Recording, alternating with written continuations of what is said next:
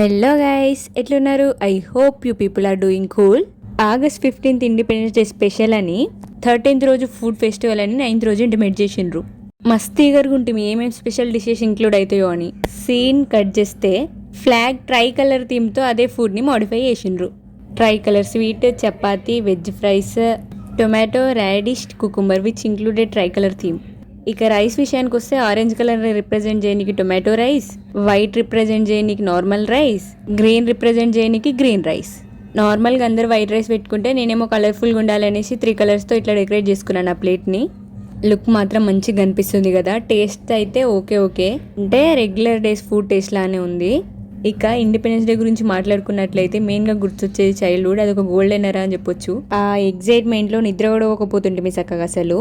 మీ మెమరీస్ని comment బాక్స్లో mention చేయండి. చలో భాయ్, ఫిర్ మిలేంగే. Please do subscribe to my channel Telugu Kutti from Kerala.